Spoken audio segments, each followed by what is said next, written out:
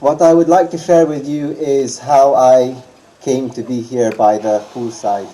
I grew up in Scotland and I lived there for very many years. I went to school there, went to high school there. And Scotland is not like Romania. Um, Scotland is a far more secular country than Romania, and as a result, I grew up in quite a secular society. And being young and also having negative influences from school, things started to change in my life for the worse. Um, Things like, one or two tracks from a certain genre of music got into my collection, followed by a little bit more, a few movies onto my computer, this and that, and before you know it, you have whole collections of things you didn't think you'd ever have on your, or in your life, I should say.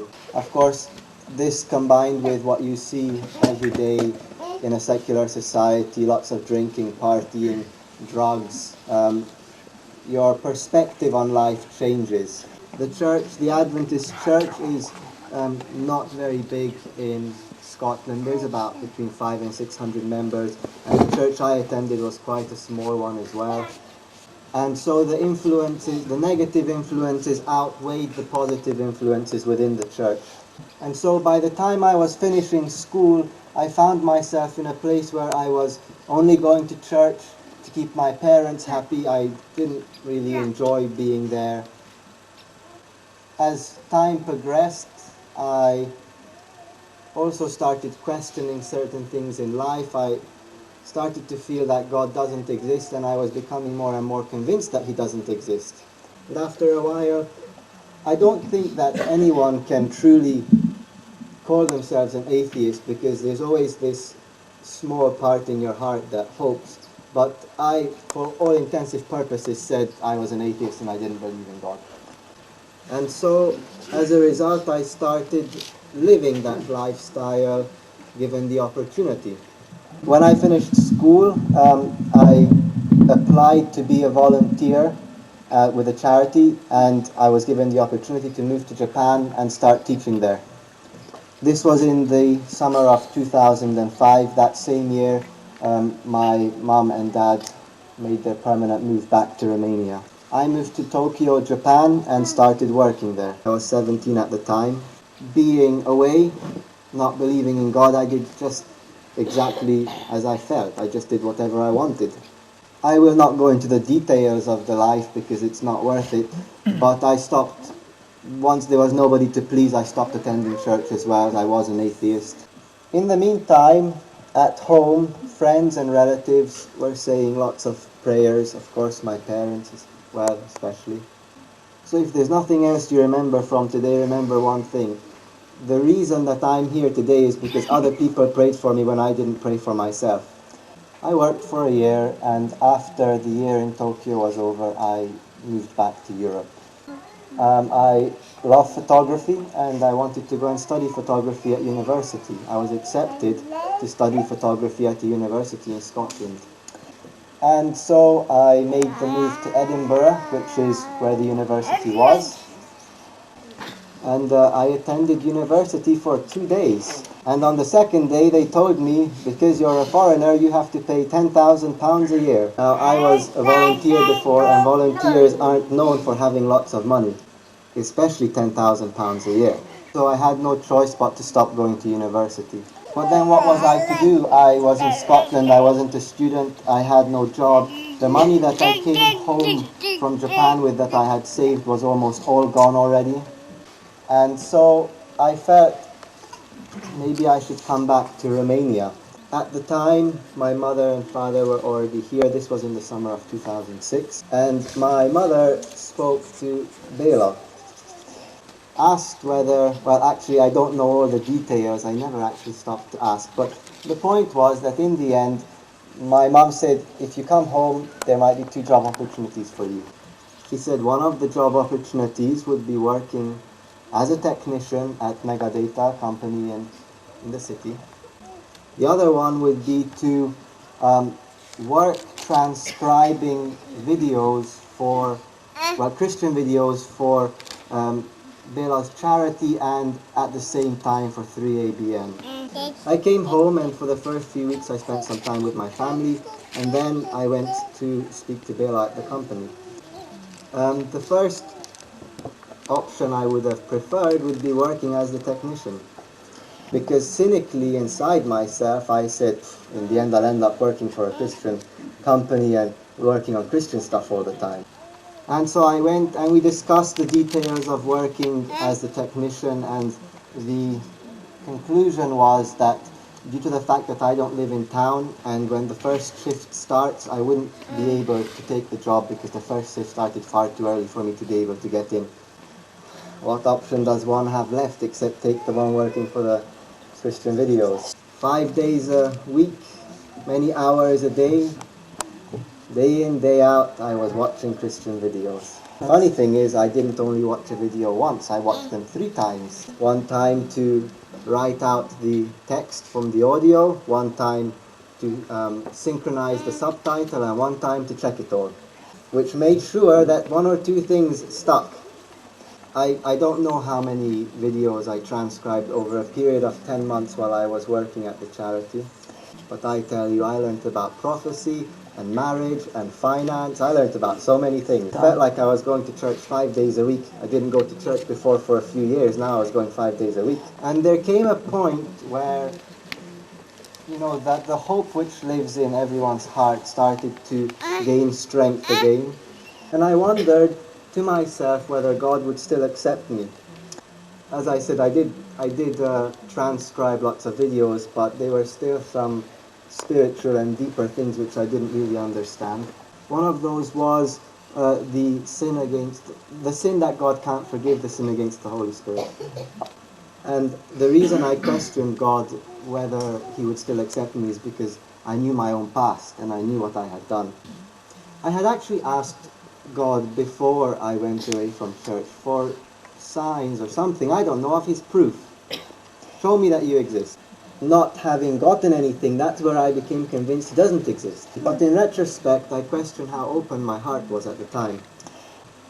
After having worked at the charity for 10 months, there came a day, I remember it clearly, it was a weekday after work, and this topic was in my mind again. I was deeply thinking about it.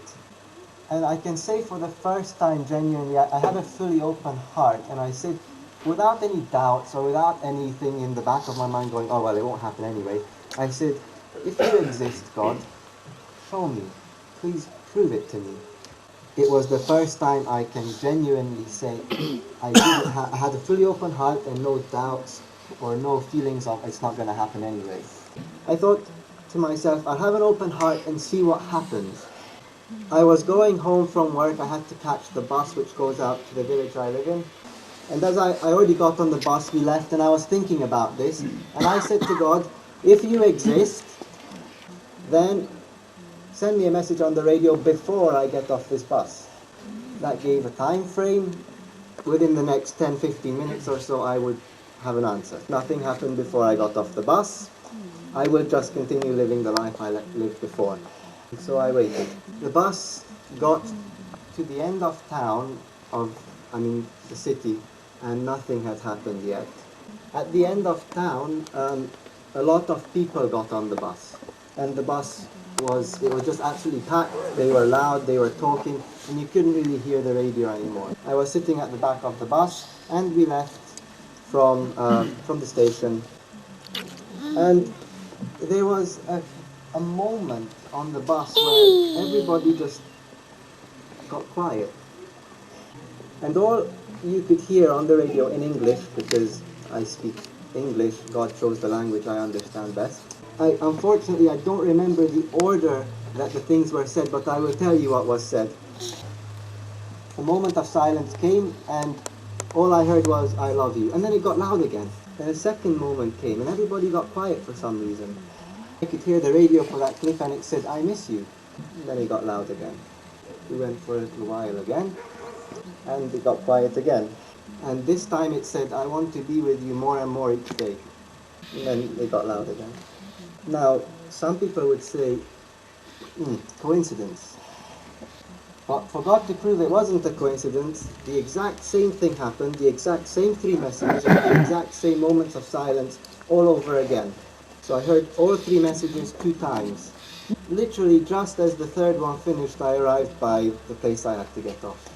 I was ecstatic. I knew that God had spoken especially to me. There was no chance that a bus full of people, loud and talking, 6 times would make silence so that I could hear exactly what I needed to hear. At the time, I obviously had a lot of worldly friends, people who I had made friends with. And the choice of friends somebody has makes a big impact in their life. Although I now knew that God would still accept me, that from His perspective, I had not committed the uncommittable sin because He would accept me. He told me so. I didn't change. I continued going out with my friends, etc. And then in the summer of 2007, I had reapplied to study photography, this time at college, and this time Romania was in the EU, so for me to study would be free. And so I went, me and 4 other young people from Romania went to Scotland. I went to study photography and the other 4 went to study English. In Scotland I continued living the same lifestyle as before for a number of months. And then in the winter, December time of the year 2007, already for weeks before this time I had very uneasy feelings about certain things I will tell you about. Specifically, I felt like the Holy Spirit was speaking to me. Of course, I didn't want to admit it was the Holy Spirit, but He was speaking to me and saying, kind of pushing the limit now. Because now you're really getting to a point where you're going to do that sin that I can't forgive. Of course, He will always be ready to forgive, but when somebody knows that God exists, when somebody knows they have evidence of His existence and yet they still choose not to make any changes in their life, then you start building bricks, a wall between you and God. And after a while, He can't forgive your sin because you can't hear Him anymore. And so the Holy Spirit was making it known to me that that wall was getting bigger and bigger now. These thoughts, they they went round in my head and they tortured me, and I wanted to get rid of them. And then there came a time in December where I was convinced, I felt it strongly, and God was saying, you are now at the boundary line. If you, I've shown you I exist. I told you of my acceptance. You haven't changed. I've appealed to you through the Holy Spirit, and you didn't change. If you cross this line, if this last time you choose not to change, then I won't ask you anymore. Because I wasn't really a Christian, I interpreted what was happening a little bit wrong. Felt like I had already been abandoned. And for about 2 or 3 days, I felt absolutely empty, a huge, an immense darkness in my soul. It's I can't even, I don't know if you know what it's like. I can only bring 1 or 2 parallels for you to be able to imagine. Imagine knowing you're dead and yet you're walking around with all these living people around you. Because anybody who knows they've been rejected by God knows that they're only, well, the end point of their life will be the second death. All you think is dead man walking. The the second parallel I can bring is for those of you who've read the book Desire of Ages. There's a point in the book near Christ's crucifixion where it describes an immense darkness that overcame Christ as he was separated from the Father. I remember later on when I read the book, I said, that's what I felt. I know what that book is talking about. It's the vast gap that sin creates between man and God. Because of the feelings of rejection I had had, I slowly started, the first day it goes by, but as time passed and I kept feeling like I'm a dead man walking, I said, I can't do this for the next 70 years. If this is what I have to feel like for the next 70 years, I'm just going to end it myself. And slowly Satan started to offer me suicidal thoughts. And it's interesting. At the time, although I had all this going on, I still went to work and I still went to college. And one day I went to the library of the college and I was chatting with my dad. And basically I kind of told him what was going on. And he said, look, what's happening to you is actually, you wouldn't feel the way you're feeling as if the Holy Spirit had rejected you. He said the vast darkness within your soul is a result of the sin, the vast gap that you've created between you and God. God will still accept you. You need to take a stand. I mean, make a decision right now that you're going to follow Him. And the darkness with time will go away. I mean, it didn't happen overnight and it's not going to go away overnight. And he basically encouraged me by saying that I wasn't rejected, but that this was a call from the Holy Spirit. As I said, I was convinced that this was pretty much my last call. Afterwards, I wouldn't be able to hear anything anymore. And so I decided that there was nothing worth keeping in this life. To continue feeling the way I feel, I would rather take a stand for God. One of the big factors that kept me back from making a decision after getting off at the maxi taxi were my friends, and I said, I got to sacrifice my friends. And now I decided I will sacrifice if they don't understand, if they don't care. And I, already before this time I should have said, I was attending the Dundee church there because I had friends in the church. Actually, not a little time, from the time I went to Scotland in the summer onwards. These people at the church were very friendly, very supportive. You have no idea how much it means for somebody from the outside when you walk into a church and somebody shakes your hand and says, Happy Sabbath, or when somebody gives you a hug and says, I'm so glad to see you. How was your week? What did you do? So whenever you see somebody new at church, don't walk away beside them. You don't know whose life you're touching just by stopping and saying hello. With time, as my dad said, the darkness disappeared. I started attending church more seriously, taking things more seriously. I'm very thankful to God that He didn't let me carry out my suicidal thoughts. Instead, He gave me a different opportunity. Because I was working in a job with long hours and lots of stress, it was affecting my ability to get to know God better. So He sent me off to a faraway island in the Pacific Ocean to be a missionary. I was a missionary there for a year at an Adventist school. I mean, the environment was a Christian one. I had plenty of time to read, to study. Even the materials we taught I learned from. So I learned a lot there.